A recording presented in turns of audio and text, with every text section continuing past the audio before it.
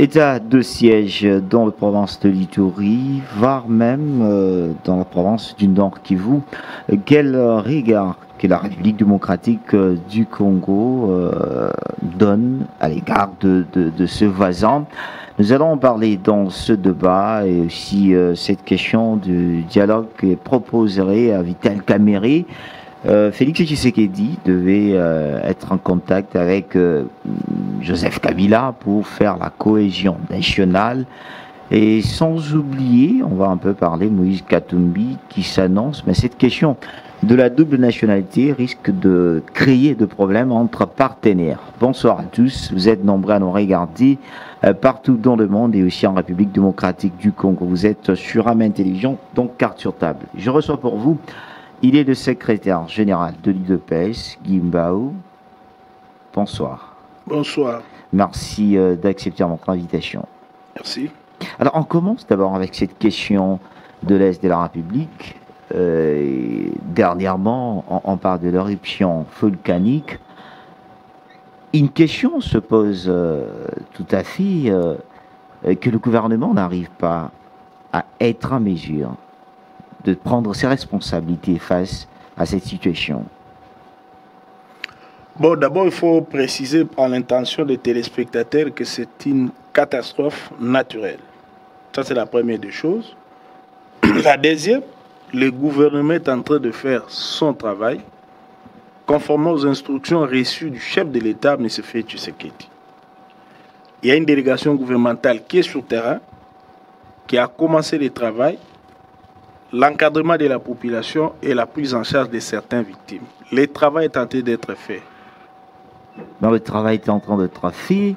De fond, on se pose la question que rien n'a été préparé parce que vous appelez catastrophe naturelle, mais rien n'a été préparé parce que même les éléments ou de matériel qui nous fait signaux pour montrer que d'ici le volcan peut agir, mais on trouve que ce matériel n'existe même pas.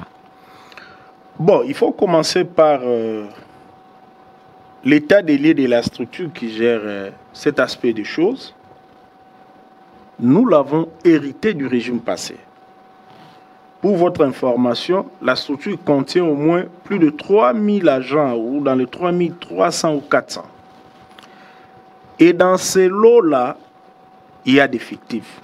Voyez notre maladie que nous avons héritée du régime précédent.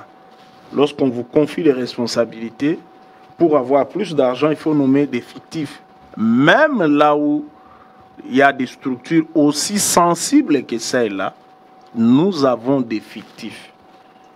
Lorsqu'on a déjà des fictifs, donc l'État dépense plus d'argent qui se trouve dans les poches de certains responsables, vous voulez vous attendre à quel résultat? C'est ça le drame que nous sommes en train de vivre. Et ici, le point le plus important, c'est la volonté du chef de l'État à secourir la population, à gérer ces dossiers, à mettre fin à ça. C'est la raison pour laquelle il a donné les instructions. Le gouvernement a construit une délégation. Le gouverneur de province est en train de gérer aussi cette question à sa manière, avec toute son équipe. Donc, l'État a pris en charge, malgré la situation que vous êtes en train de déplorer, sur terrain. Donc, il y a des leçons à tirer. Moi, par exemple, je constate qu'il faut restructurer l'agence en question. Il faut recruter d'autres spécialistes, les géochimistes, les géophysiciens, former ce qu'il faut former parmi le personnel et enfin équiper la structure. Voilà comment je vois les choses. Malheureusement, on a déjà des dégâts devant nous. On a connu des pertes en vies humaines, des pertes matérielles. Ça, on doit déplorer et présenter même nos condoléances à nos compatriotes de l'Est. Ah oui. Mais n'empêche, nous devons soutenir les efforts du gouvernement dans la recherche des solutions face à cette catastrophe naturelle. Alors, on va parler d'état de siège dans la province d'Ituri et aussi Nord Kivu. Beaucoup, certaines personnes s'indignent que depuis qu'il a été de siège, même s'il y a récupération de villages, mais on continue toujours à tuer. Oui, l'état de siège, c'est la réponse à l'insécurité, à une situation de presque de non-État qui s'est installée dans certains coins de la République. Nous sommes que, je crois, une dizaine de jours après. Attendons la fin de l'opération. Peut-être il y aura encore une prolongation de quelques jours. Nous essayons, nous l'attendons bien. Parce que jusque-là, on a commencé à avoir les résultats. Il y a des redditions de groupes armés. C'est une très bonne chose pour les pays. Et je crois que jusque-là, la population ne s'est pas plainte de cet état de siège. Donc, c'est bénéfique pour la population. Les choses ne vont pas s'améliorer du jour au lendemain. Le plus important, c'est qu'il y ait une réponse efficace à un problème de sécurité. Et le chef de l'État est en train de suivre, c'est ce qui est important. Est-ce qu'il y ait une réponse efficace à ce qui concerne la sécurité à l'est de la RDC? Au moment où nous sommes avec vous dans ce pays, on acquise certains de nos généraux, certains de cadres de l'armée, voire même de politiques dans ces conclusions de l'Est de la guerre. Est-ce que on ne voit pas que cette décision que Félix Tshisekedi avait prise de faire l'état de siège était d'autrefois qui n'était pas bien étudiée? Non, la proposition a été très bien étudiée. La preuve, c'est la réaction de l'opinion. Moi, je préfère écouter la population qui vit à l'Est. Le peuple est très content. Mais il y a aussi ceux qui se sont opposés à cet état de siège. Au nom de la démocratie, nous ne pouvons qu'accepter leur point de vue. Mais en refusant l'état de siège, et ils ont proposé quoi en échange? Rien du tout. Bien au contraire, ils étaient dans une position où ils ne devaient que compter les morts et envoyer des photos sur les réseaux sociaux. Le chef de l'État a répondu à cette situation en décrétant un état de siège qui commence à produire des fruits. C'est le plus important. Ceux qui ne sont pas d'accord, c'est leur droit, mais qu'ils fassent des propositions. C'est la raison pour laquelle le chef de l'État a parlé des sorciers. Comment tu peux être compatriote et être complice de la mort de ses frères et sœurs? Chez nous en Afrique, celui qui est complice de la mort de ses frères et sœurs, en tout cas c'est un sorcier, on n'a pas une autre appellation. On avait dit que Félix Tshisekedi ne veut pas résoudre le problème de l'Est. Maintenant qu'il propose une solution, qui commence à payer... Une proposition qui n'est pas bien étudiée, très bien étudiée, c'est les résultats. Nous en tenons aux résultats. Mais le résultat, il y a toujours de morts à l'Est. Les morts, tant qu'on n'a pas encore réglé ces problèmes, les morts, il y en aura. Mais nous voulons mettre fin à ça. Ceux qui sont contre l'état des sièges ont proposé quoi? C'est ça notre préoccupation. Ils n'ont rien proposé. Mettre fin, ce n'est pas aussi associer les autres au cadre politique de ce pays. On prend l'exemple de ce que de ce que Vital Kamerhe a proposé, de se tenir encore, de se retrouver autour d'une table et discuter sur des questions très nécessaires pour qu'on puisse retrouver la cohésion nationale en RDC. Bon, le président Vital Kamerhe, je ne vais pas trop parler de lui. C'est un partenaire de nous, l'IDPS, dans le cadre du gouvernement. Et de deux, il est dans un moment de souffrance. Il est emprisonné. Bon, comme il a lancé une idée, on va essayer de répondre. Moi, personnellement, je ne partage pas cette façon de voir les choses. Parce qu'il y a une catastrophe naturelle. C'est une autre proposition qui peut aider la nation à s'y développer, à trouver une cohésion nationale tout autour au moment où les classes politiques seront. On n'a pas besoin d'un dialogue pour ça. On n'a pas besoin de dialogue. J'ai même entendu un opposant de la MOCA jubiler autour de cette proposition. Mais moi, je ne vois pas les liens. Pourquoi ça ne vous plaît pas, cette proposition? Le problème, ce n'est pas de plaire. C'est les dividendes que le pays va gagner. La Mouka des députés représentant à l'Assemblée nationale, s'ils ont des idées par rapport à la catastrophe naturelle, ils n'ont qu'à faire des propositions en tant que Parlement. C'est ce que nous sommes déjà habitués en RDC, de dialogue en dialogue, de consultation, de réconciliation, pour arriver au moins à trouver quelque chose d'objectif. Oui, mais ici, nous ne voyons pas l'opportunité. Les gouvernements sont sur place. On parle de la cohésion nationale qui aujourd'hui, on en souffre en République. Non, non, la cohésion est là. J'ai entendu toutes les forces politiques, j'ai dit toutes les forces politiques accompagner le gouvernement dans ce qui s'est fait à l'est du pays. Il n'y a pas de problème. Sauf qu'on n'a pas encore résolu la question. C'est différent. C'est différent, mon cher ami. La volonté est là. Le gouvernement est en train de mettre les moyens, bien que maigre. Et ça suit. Pour le reste, vous voulez un dialogue pour quel objectif? Partager encore le poste. Parce que c'est ça la maladie des Congolais. On veut un dialogue, pas pour résoudre la catastrophe naturelle, mais pour partager les postes. En tout cas, je ne parle pas du président Vital parce que lui, il est déjà avec nous dans les institutions, à travers ses représentants. Mais ceux qui sont d'accord avec l'idée, qu'est-ce qu'ils cherchent? C'est le partage des responsabilités. C'est ça les grands problèmes. Même lorsque vous entendez nos amis là de la Mouka insister sur ça, c'est le partage des postes. Dit seulement dialogue sans partage des postes. Vous ne verrez pas les acteurs politiques congolais. Ils n'en ont pas besoin. C'est les postes qu'ils visent. Alors nous disons, soyons républicains. Pour les postes, il ne faut pas donner du retard à notre pays. Il nous reste 2 ans et demi. Préparez-vous pour les élections. C'est tout. Sinon, nous aurons un dialogue pour avoir l'Ebola. Nous aurons un dialogue pour la pauvreté. Nous aurons un dialogue pour l'emploi des jeunes. Nous aurons combien de dialogues? Le plus important, regarde ce qui s'est fait ailleurs lorsqu'on parle de cohésion nationale. En France, par exemple, nous avons vu lors des attentats de Charlie Hebdo, le président français Hollande, le président de l'époque, a invité l'opposition, dont l'ancien président Sarkozy, à parler. Ils ont parlé à l'Élysée, c'était fini. Il n'y avait même pas de communiqué. Il a donné ses idées pour renforcer la cohésion nationale face aux attentats contre Charlie Hebdo. Point barre. Et puis il y a une marche où tout le monde avait participé. Ce n'est pas un dialogue qui doit être sanctionné tel que j'apprends là de nos amis de la Mouga. Nous voulons l'encadrement de la Cinco. Vous voulez arriver à quoi? Partage des postes. Rien à voir avec la population. Or en France, nous avons vu la cohésion autour des attentats contre Charlie Hebdo. Nous avons vu le président parler avec les Marine Le Pen et les autres. Ce n'est pas qu'ils ont remarqué que Tshisekedi veut au moins s'encaparer de tout. Non, ce n'est pas ça.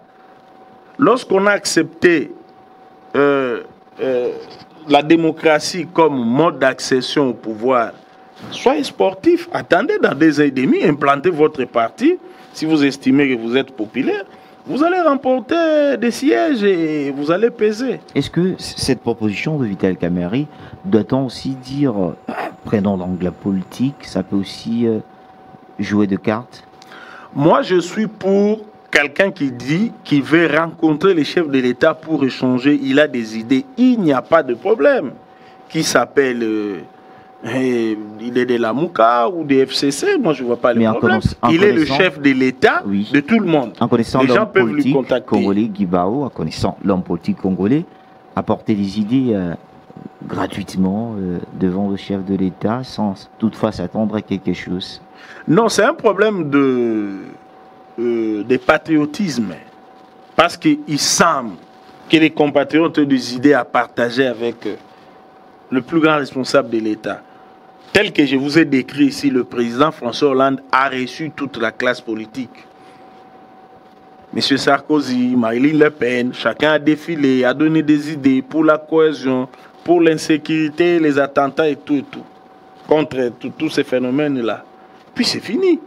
Pas un communiqué pour dire, nous, devant la Cinco, nous décidons, Félix Chamala, Premier ministre, non, pas ça.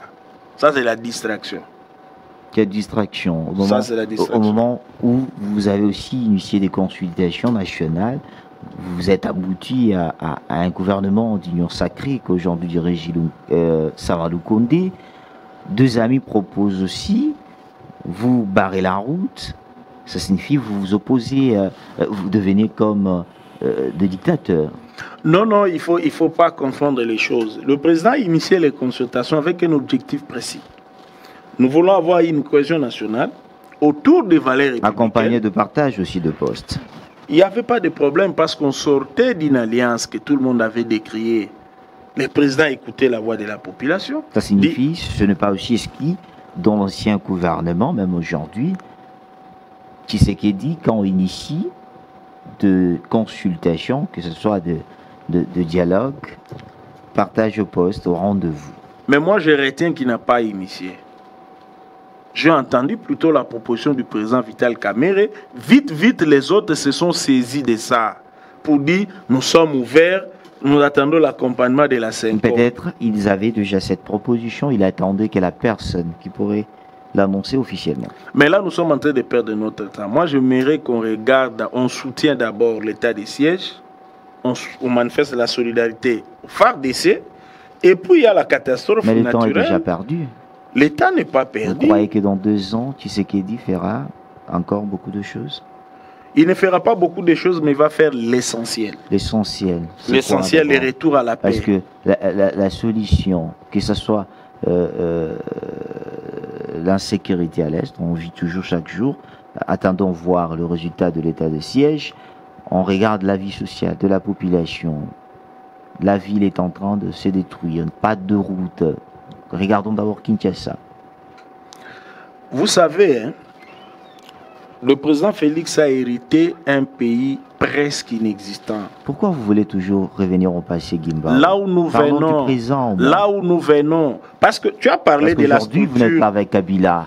Pourquoi vous voulez revenir toujours au passé? Parlons du présent. Tshisekedi, vous êtes d'accord que Tshisekedi ne fait rien depuis qu'il est au pouvoir? La population ne se retrouve pas. Non, ça n'engage que toi. Moi, j'ai appris plutôt auprès du même peuple qui sont contents, il y a eu la gratuité. Même s'il y a les gens qui sabotent cette gratuité. Mais qui n'est pas effective, hein, sur toute l'étendue de la RDC. Oui, oui, mais là il y a des enseignants qui n'ont pas encore touché leur salaire depuis que cette gratuité existe. J'ai appris aussi que les nouvelles unités sont très contentes parce qu'ils ont commencé par être payés. Mais les autres ne le sont pas. Mais j'apprends aussi, le problème du social se pose. C'est là les efforts que le gouvernement est en train de faire. Vous savez, nous sommes dans un pays qui a un budget faible. Maintenant, pour augmenter les budgets, les présidents fait quoi? Que vous avez promis à la population hein, lors de votre campagne. Vous avez promis un budget tout à fait d'espoir qui est inexistant aujourd'hui. Non, pendant les 2 ans, nous avons d'abord eu des difficultés liées à l'alliance, à la coalition, non des visions, mais des gestions. Parce qu'on ne partageait pas la même vision. C'est ça notre difficulté. Mais même aujourd'hui, vous partagez la même vision. Non, aujourd'hui, il y a un petit changement. Tout le monde a adhéré à la vision du chef de l'État. Mais le changement dans le contour politique, mais pas qui touche la population. Non, ça va toucher. Mais la prise en charge... Mais la population ne se sent pas... Mon cher ami, un pays qui a été détruit pendant 60 ans, les résultats, ce n'est pas dans 2 ans. Sinon, ce serait de la démagogie. Il faut laisser un peu du temps au gouvernement. À peine 3 mois que le gouvernement vient de s'installer. À peine.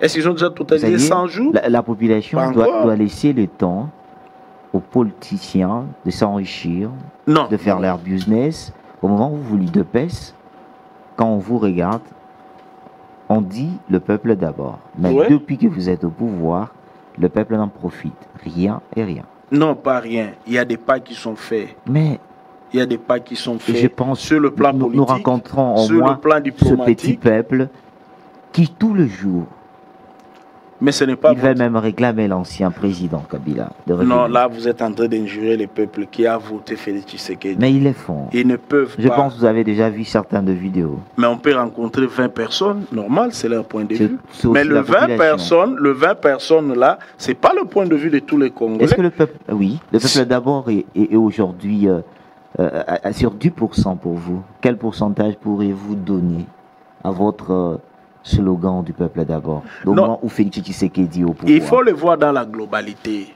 Ça veut dire quoi? Secteur par secteur. Qu'est-ce que le chef de l'État est en train de faire? sur le plan des libertés, il règne la liberté au Congo, oui ou non? Oui. Aujourd'hui, la liberté, vous parlez de la liberté, il y a des journalistes qui sont arrêtés d'ici par Pour des là. raisons politiques, ça n'existe pas. Un journaliste peut commettre une infraction sur le plan des droits communs. C'est différent des arrestations politiques. Mais aujourd'hui, vous connaissez un seul journaliste arrêté parce qu'il a fait son travail correctement. Ça n'existe pas. Aussi, c'est parce qu'il y a certains de journalistes qui arrivent à dire tout ce qui s'est dit bas, ils l'amènent en haut, et quand ça choque, on inquiète le journaliste. Non, là, ça ne permet pas aussi nous, à on la ne peut liberté pas d'expression. autoriser l'arrestation de journalistes, nous, UDPS, parce que nous étions victimes de la répression des différents régimes dans ces pays. Nous étions accompagnés par la presse. Donc nous ne pouvons pas aujourd'hui commencer à brimer cette même presse-là. Si aujourd'hui, des journalistes ont peur de dire certaines choses devant la télé, c'est compte tenu de l'UDPS, parce que vous avez des gens, des combattants, je pourrais dire de militants de l'UDPS, qui, quand ils ne veulent pas qu'on puisse critiquer dans le bon sens, Félix Tshisekedi, même si c'est dans le bon sens, vous ne pouvez pas passer limité.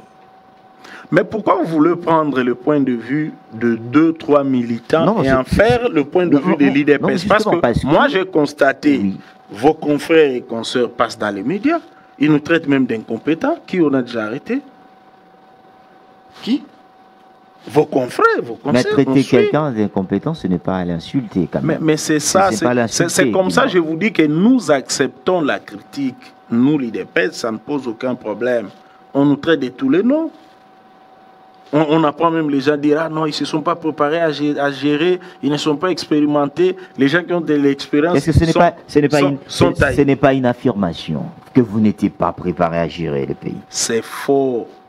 C'est faux parce que... Mais parce qu'on vous voit là où l'UDPS c'était, que ce soit, je prends une petite parenthèse, la province dont l'UDPS a présenté les 7 candidats, la province du Kassai oriental. J'y étais dernièrement, mais il faut voir comment la population est en train de souffrir.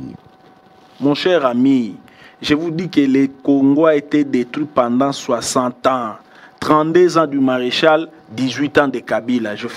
J'enlève la parenthèse Joseph Kasavubu et Laurent Désiré Kabila. C'est-à-dire jusqu'à la fin. Pays détruit pendant 50 ans. Tu ne peux pas relever ça dans 10 ans. C'est ça la vérité. Jusqu'à la fin du premier mandat. J'arrive.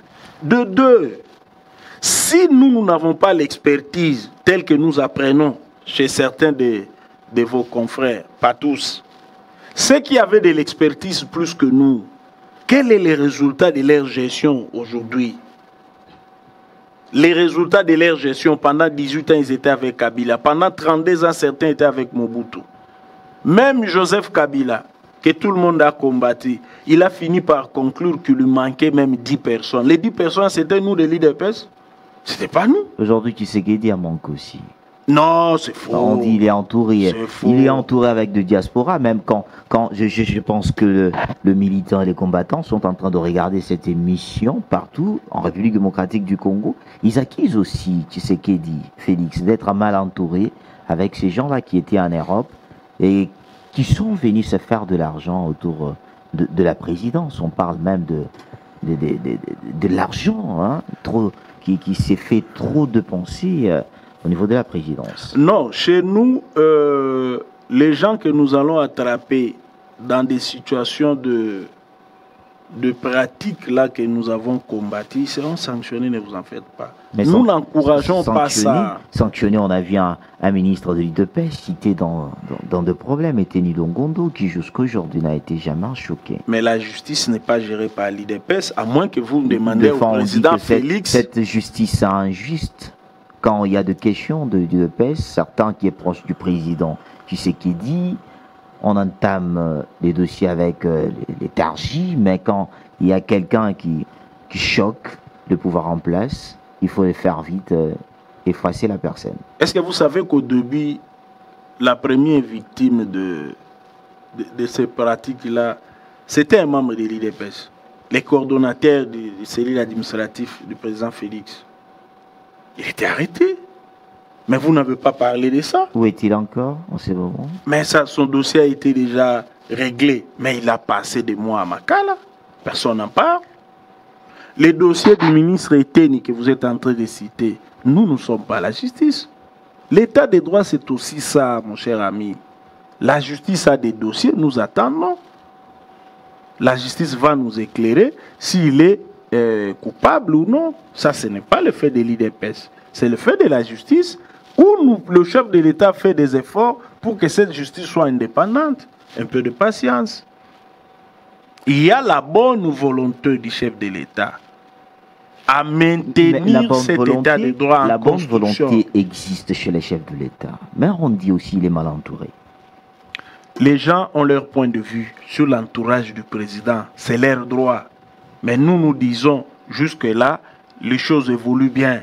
Là où le président va constater, bien sûr, les choses évoluent bien. Bien sûr, là où le président va constater qu'il y a des problèmes, il va sanctionner. Il a enlevé le coordonnateur de l'agence de la lutte contre la corruption. Pourquoi vous ne parlez pas? Il était de l'IDPS. Il n'est plus coordonnateur. C'est aussi une réalité. Personne n'en parle. Il a été remplacé il y a 2 ou 3 jours. Il est proche du chef de l'État, il est proche de l'IDPS. Le mot, le peuple d'abord. Regardons un peu, Guimard. Nous sommes ici à Kinshasa. Faites-vous un peu allusion de Kinshasa de 5 ans passés avec Kinshasa d'aujourd'hui. L'état de route. Le Kinshasa ça devient pire, hein? Mais oui, mais parce que nous l'avons trouvé comme ça. C'est-à-dire on doit continuer. D'ailleurs, par exemple, cette mauvaise gestion. Mon cher Félix, parce que tu parles de Kinshasa d'il y a 5 ans. Il y a 5 ans, toi, tu pouvais passer sur la route qui mène vers Mokengeli, à Lemba. Ça n'existait pas. Il y a 5 ans, du côté de Bongolo, l'autre aussi, tu ne pouvais pas passer. Ça faisait même 20 ans. Il y a des efforts qui sont faits. Mais est-ce que vous pouvez revenir? Parce qu'aujourd'hui, il y a 5 ans, avec deux choses. Si vous partez sur Bokassa, l'avenir est en train encore de partir. Oui, mais il y aura des solutions. Les institutions de l'État sont là pour ça. Ils sont là pour ça. Il y a 5 ans, il y avait aussi de la poubelle partout. Ça aussi, tu dois le dire. Mais pas comme aujourd'hui. C'était encore pire. Il y a 5 ans. Je ne dis pas comme aujourd'hui. Aujourd'hui, les efforts sont faits. Aujourd'hui, les efforts sont faits. Je t'informe ou je vous rappelle qu'il y a 4 bourgmestres qui viennent d'être sanctionnés. Je crois que vous l'avez suivi. Ce n'est pas aussi des rendements, peut-être politiques, ou bien quoi que ce soit. Ça, c'est le gouverneur qui a fait. Il a suspendu les bourgmestres. Parce que ce n'est pas la première fois. À cause de l'insalubrité. Je me rappelle très bien qu'il y a eu aussi des bourgmestres qui ont été sanctionnés par le gouverneur de la ville, Jean-Tini Gobila. L'un était aussi de l'IDPS. Vous êtes soulevé, je pense, il y a même une semaine que la commune a été scellée pour de grands problèmes. Aujourd'hui, Gobila fait aussi partir les autres. Ce n'est pas peut-être, il n'arrive pas à répondre à sa vision, peut-être une vision qui n'est pas bonne de faire évoluer. Malheureusement, je ne peux pas vous poser des questions. Vous avez les beaux rôles. Vous allez me poser sinon, j'allais vous demander seulement d'amener votre caméra, de circuler dans les communes dont les bourgmestres ont été suspendus et faire vos enquêtes. Par exemple, à Matete, il y a 4 mois, les combattants de l'IDPS avaient organisé des manifestations contre toutes ces poubelles-là publiques. Donc, lorsqu'on les suspend, ce n'est pas une surprise pour les habitants de Matete. Parce qu'on a vu les images dans les réseaux sociaux. Voilà une réalité. La population a marché, a dénoncé la saleté. Et on a suspendu le bourgmestre. Cette population, tu peux aussi être manipulé. Non, il n'y a pas de manipulation. Vous ne pouvez pas constater qu'il y a la poubelle. On sait que c'est dans les habitudes. Bon, moi je comprends. Hein. Les gens ont vécu sous le moboutisme, mais les gens ont vécu les régimes passés de Kabila. Et tout le monde est convaincu que le président de la République ou les partis au pouvoir a pour rôle de manipuler. Mais nous, ce n'est pas notre tasse de café. On n'est pas habitué. Vous n'êtes pas habitué. Non. C'est-à-dire aujourd'hui, le peuple congolais doit se rassurer. 5 ans, le peuple d'abord sera une réalité. Ouais. nous sommes en train de Vous n'allez travailler. pas encore acquiser, hein, c'est qui vous êtes avec eux, aujourd'hui partenaires en Union Sacrée. On n'a accusé personne pour l'instant. On est ensemble, on évolue.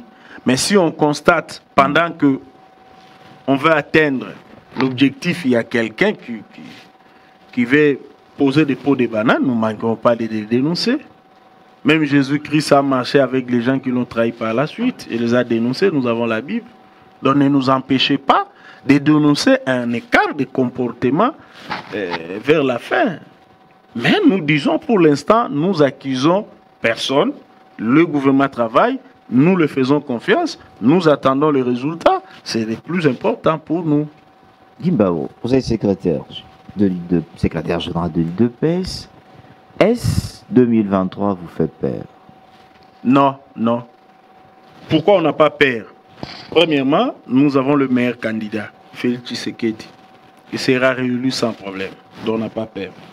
Deuxièmement, Réélu avec quel résultat? mais vous allez voir, on n'est pas encore Nous en allons 2023. voir. Nous allons Mais voir. nous avons déjà commencé. Il reste 2 ans. Est-ce que quand vous dites vous allez voir, c'est-à-dire cette population, ils vont voir après 2 ans. Vous n'allez pas, c'est pour cela que je vous ai posé la question, que vos partenaires d'aujourd'hui seront peut-être le Bandoki. Nous n'avons de pas 2023. accusé quelqu'un aujourd'hui. Je vous dis que nous n'avons pas peur pour plusieurs raisons. La première, nous avons le meilleur candidat qui a manifesté la bonne volonté d'aider le Congo à aller vers de l'avant. Ça, personne ne peut contester. Deuxièmement, nous avons un parti implanté à travers la République. Troisièmement, tout le monde va assister à des très bonnes élections, contrairement au cycle précédent. Oui. Donc il n'y aura pas... En tout cas, la tricherie sera réduite à sa proportion qui ne va pas déranger les choses. Et enfin, nous avons une base active à l'IDPS. Cette base, elle est en train de suivre et d'accompagner les chefs de l'État. Voilà pourquoi je vous dis, nous n'avons pas peur. Mais au moins, nous sommes en train de nous préparer. On sait que les échéances ne seront pas faciles, surtout les législatives, nationales comme provinciales. Nous sommes en train de nous préparer par rapport à cela. Est-ce que Katumbi vous fait peur? Non, pourquoi? C'est un compatriote, c'est un allié, on est avec lui dans les institutions, il ne fait pas peur. Pourquoi certains de son parti politique vous accusent, vous de l'UDPS, de trop tirer sur Katumbi? Je crois que ça c'est un débat des militants que nous ne pouvons pas suivre. Vous ne pouvez pas me C'est citer... vous le cadre qui utilise ce militant de faire ce genre de déclarations. À l'IDPS, on n'utilise pas les gens. Menez votre On connaît enquête. comment ça existe. Vous me dites qu'à l'IDPS, vous n'utilisez pas les gens. Non, à l'IDPS, on n'utilise pas les gens. C'est-à-dire c'est que ce militant de déclaration qu'ils sont en train de réaliser, ça vient de leur tête. Vous n'êtes pas informé de rien. Mais il arrive même que ces militants font des déclarations contre nous, cadres. C'est ça la spécificité de l'IDPS. Cherchez-moi un seul parti où vous pouvez trouver la déclaration de militants contre leurs cadres sur la place publique. Ça n'existait pas ailleurs. Au PPRD, nous l'avons assisté Quand? avec la jeunesse. Après le départ de Kabila, non? Pas avant. Pas avant. Mais nous sommes là. Félix Tshisekedi était encore là, président de l'IDPS. Nous avons essuyé des critiques. Nous avons la meilleure base. D'ailleurs, vous avez vu, après la prestation de serment, comment le peuple là était en train d'interpeller les chefs de l'État qui venaient de prêter le serment. Félix, Papa Lobaki, Pobo Sanate, le peuple d'abord. Est-ce qu'il y a un parti qui peut interpeller son chef comme ça sur la plateforme? Et c'est à ce parti-là, vous dites que nous, on a manipulé les gens. La liberté de l'expression à l'IDP, c'est une réalité. Alors, si les gens suivent les débats des militants, moi je regrette. Nous, on n'est pas dans ça. La preuve, vous ne me citerez pas le nom d'un seul cadre de l'IDPS qui est passé pour parler du président Katumbi. Non, nous, on n'est pas dans ça. Vous soutenez la proposition de Noël Tchani à l'UDPS? Non, le président de la République, 100% congolais. Le président Tchani a lancé un débat. Je crois qu'on doit faire ce débat-là pour éviter le malentendu. À l'UDPS, quelle est votre position? Non, on ne s'est pas réunis pour parler de ça. Je ne saurais pas donner le point de vue de l'IDPS. Ce serait malhonnête. Mais ça vous fait du bien, hein, cette proposition de Tchani? Tchani, c'est un compatriote. Il a donné un point de vue. Je constate qu'il y a un débat. Ça vous fait du bien, hein, non, pour le 2023. problème, moi, les biens, c'est les débats démocratiques. Évitons des sujets tabous. Celui qui a un point de vue à émettre, il n'a qu'à émettre. Il n'y a pas que ça. Il y a les débats sur la double nationalité. Il y a les débats sur les réformes de la CENI. On risquerait d'assister à ce qui s'est passé en 2018. C'est-à-dire Katumbi écarté, Mbemba écarté. En tout cas, ce ne serait pas la volonté du chef de l'État, Félix Tshisekedi. Ce ne serait pas sa volonté. Et si c'est le cas, doit-on parler à la dictature? Si c'est le cas, il faut voir quelle sera la structure qui va décider ainsi. Nous, on n'est pas dans ça. Les soucis du président de la République, les soucis de nous, ses collaborateurs, membres de l'IDPS, c'est répondre aux préoccupations de la population. C'est ce qui nous préoccupe pour l'instant. On n'est pas encore arrivé en 2023. Les gens peuvent s'agiter, c'est leur droit. Mais nous, en ce qui nous concerne... On penserait que 2023, c'est-à-dire, vous parlez que de 2023, on passera, c'est pour cela je dis, des questions nécessaires, des questions d'actualité, des questions trop capitales. C'est comme on a oublié ça. Félix Tshisekedi, je pense à là-bas, il déclare en 2023, il ira aux élections, parce qu'il a une base, au moment où la population entend écouter au moins de projets qui feront avancer la RDC. Vous pensez que lorsque Félix Tshisekedi à Kolwezi demande que les minéraux profitent aux Congolais, ce n'est pas un sujet essentiel? Mais on parle de ce minerai, de ces codes miniers, que si arriver à retoucher ou bien revoir deux choses, ça risquerait à faire mal au Congo.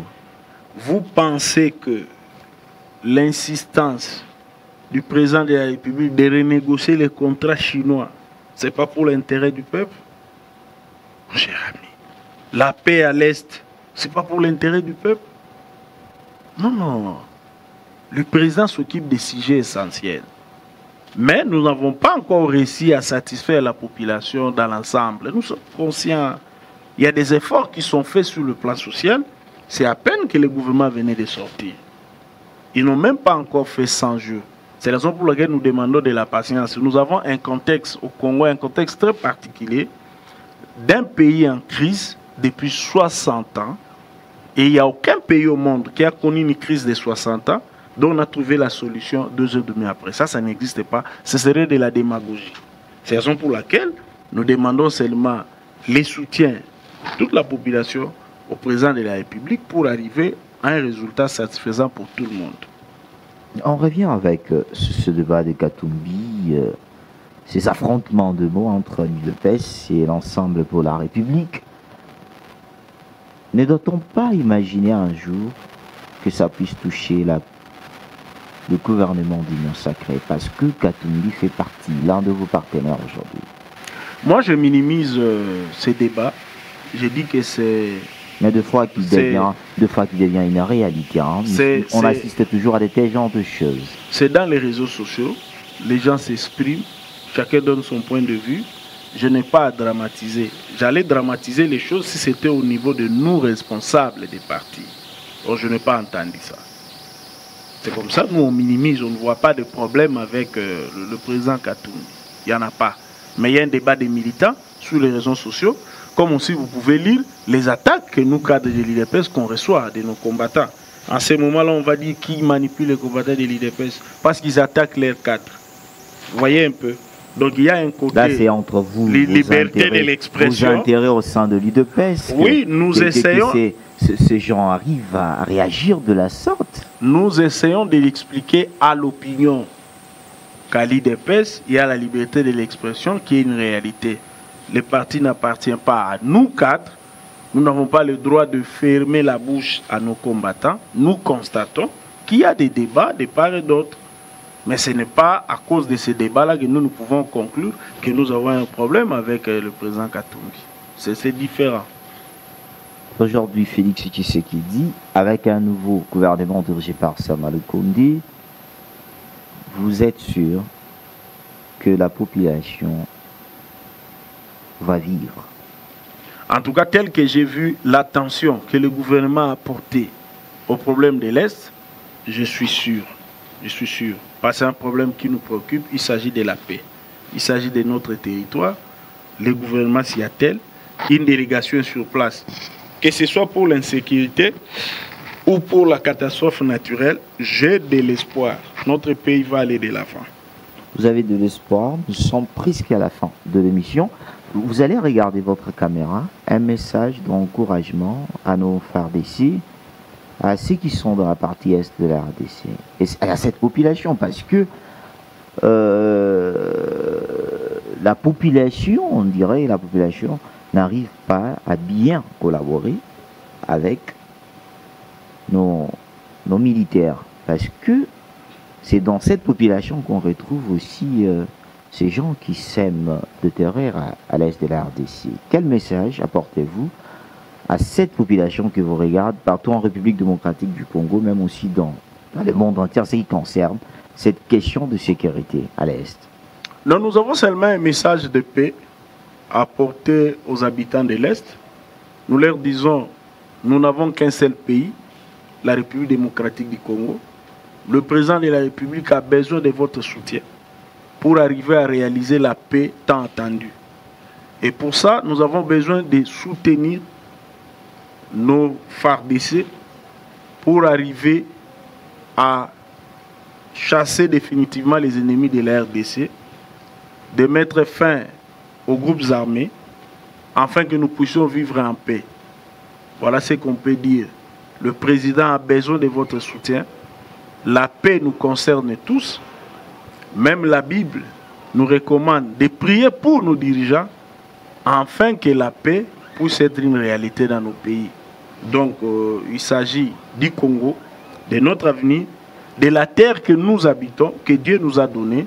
Si on peut soutenir le chef de l'État en étant solidaire à nos forces armées, ce serait quelque chose d'intéressant qui va nous permettre d'aller de l'avant. Parce que sans la paix, on ne peut pas parler de développement.